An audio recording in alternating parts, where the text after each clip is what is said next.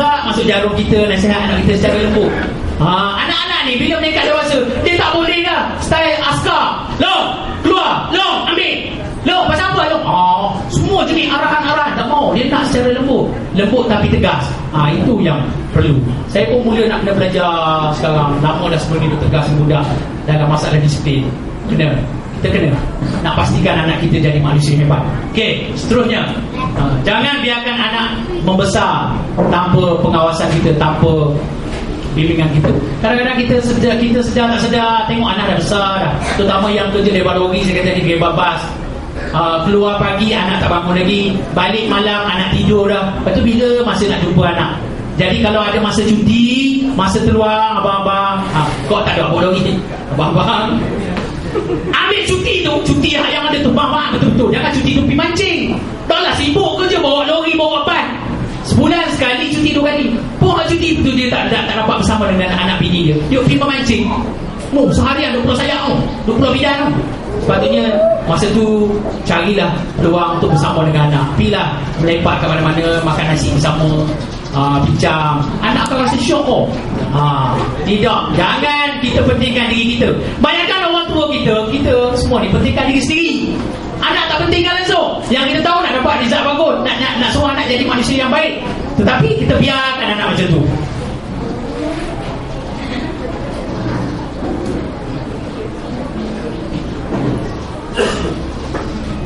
Okay.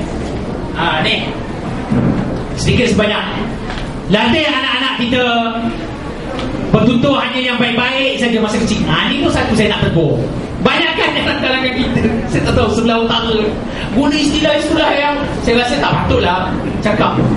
Anak dah dengar je abah dia cakap. Memang pasal apa? Anak bila lahir kita kena azan kat telinga dia. Memang itu lafaz kalimah Allah supaya dengar benda yang baik-baik. Saya pernah di Sarawak, ada seorang lelaki, dia baru kahwin. Lepas tu isteri dia bersalin. Dia telefon daripada hospital. Ustaz Gani, main hospital ni. Pasal apa? Isteri aku bersalin. Habis tu pasal aku bawa dengan aku. Bini hang salin, hang telefon pasal apa? Dah pasal aku nak suruh hang azan. Hoi, hang sendiri lah, hang bapak. Hang dah jadi bapak dah, tahu tak? Hang lah yang tolong azankan kat telinga anak hang. Dah, aku tak berapa sedap suara aku. Bukan soal sedap tak sedap, soalnya anak yang baru lahir, kalimah pertama yang perlu dia dengar ialah kalimah Allah Subhanahu Wa Taala yang mengagungkan Tuhan, kalimah yang baik. Jadi saya nak kaitkan dengan kalimah yang baik anak-anak kecil ni dengan tutur kata kita seharian. Dalam seharian kita bersembang dengan saudara mara, dengan isteri kita, dengan sahabat-sahabat kita, kita selalu menentukan perkataan yang tak sepatutnya kita zahirkan kepada anak-anak kita. Ini sikit-sikit nak sebut kan aku pula jadi yang tukar sebut, tapi tak apa-apa. Nak bagi contoh, pungkok hang. Anak pun cerita pungkok hang. Jauh satu pungkok hang. Lepas tu haram jadah. Ayah bawa dia sembang. Mamat tu haram jadah. Lembu dia masuk ladang kita, kebun kita. Anak dia haram jadah. Jangan biasakan anak sebut benda-benda yang tak elok tu. Kalau boleh, biasakan sebut benda yang elok. Anak akan dengar, budak dia akan ulang. Betul, budak umur 4 tahun 5 tahun, masa tu apa yang kita sebut, dia ulang. Dia bukan tahu pun, tapi dia ulang. Jangan, hati-hati. Latih anak cakap dengan benda yang baik-baik. Lepas tu latih anak berdoa. Yang ni tak apalah, kat sekolah pun ustaz dan ustazah duk latih doa masuk tandas, doa sebelum tidur, doa bangun tidur, doa kepada ibu bapa, Rabbil firli wali walidayya. Itu pun perlu juga doa seorang anak kepada bapa. Bukan setakat bapa saja berdoa untuk anak. Anak pun patut dilatih berdoa supaya mak bapa dia sejahtera, doa supaya mak bapa dia bahagia, doa supaya mak bapa dia jangan berpisah. Dia dah tahu. Doa supaya mak bapak dia murah rezeki. Doa, latih anak tu berdoa. Seterusnya, latih anak bersopan dengan orang tua-tua. Bersopan, jalan tunduk, salam, cium tangan. Kita tak biasakan diri anak-anak kita salam, cium tangan. Sebab kita sendiri tak buat.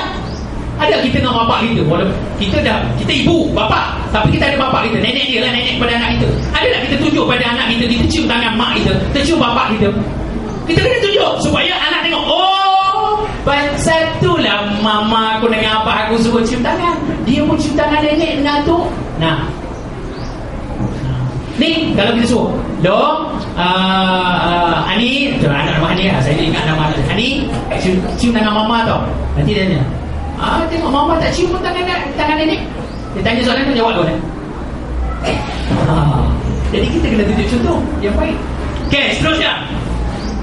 Latih anak melakukan kerja persendirian seperti cuci kasut. Itu penting, disiplin. Ni dah ada terlalu sayang kat anak. Umban, anak umban pakaian PDD kita pun ambil basuh. Macam tak anak 2 orang. Basuh kasut, basuh sepeda.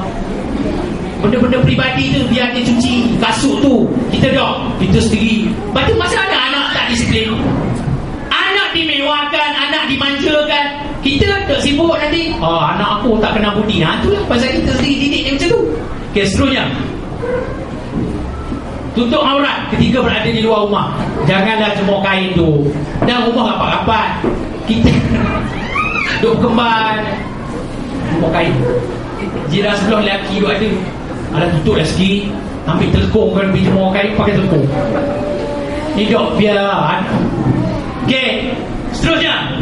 Jaga kesihatan diri dan rohani. Itu penting. Anak-anak kita juga kita kena latih diri dia. Jaga kesihatan diri.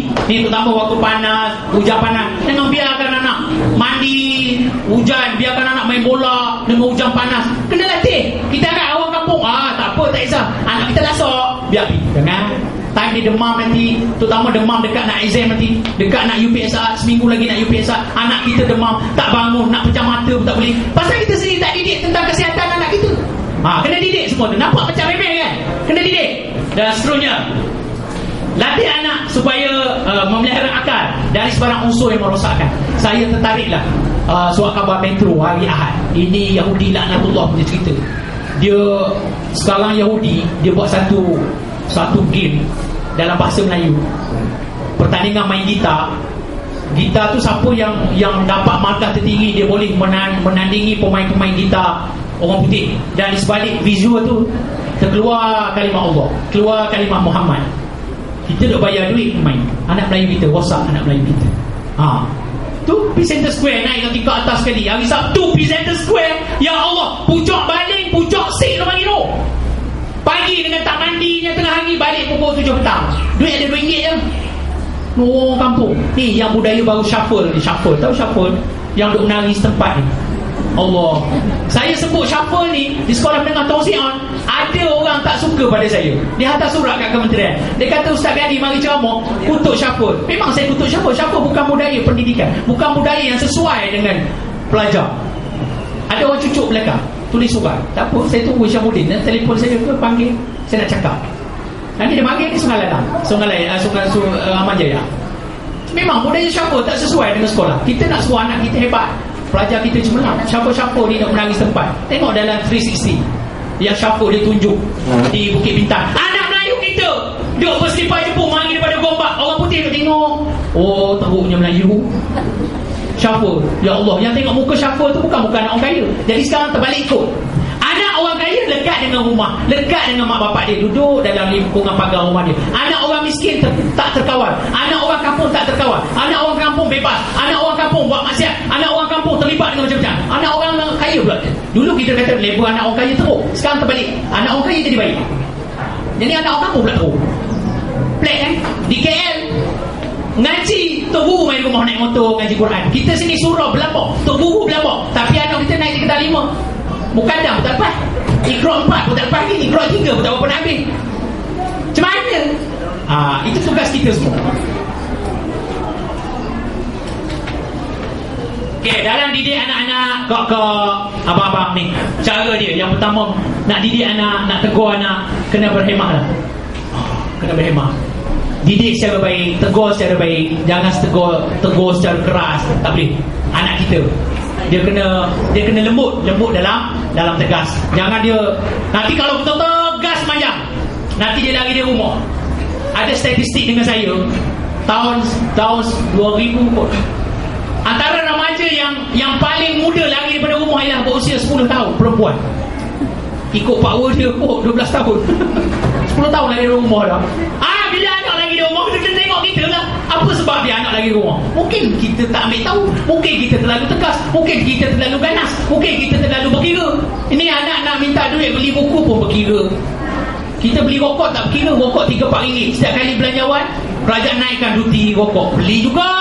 Tapi anak nak beli pensel box yang RM2 pun Tak apa, esok kita order seluruh Sungai Petani. Kita cari hak murah lagi, kurang pada RM2. Ada tak? Sanggup pun pergi order. Yang rokok RM4 zup keluar. Rokok RM4 zup keluar, bayar. Tapi nak beli anak, nak beli pencil box RM2, nak beli buku latihan pun berkira. Cuba tanya Mok Hang ada tak duit? Yang dia ada, tapi standby nak beli rokok. Kalau boleh, bab pendidikan jangan kedekut lah dengan anak. Jangan kedekut. Okey, seterusnya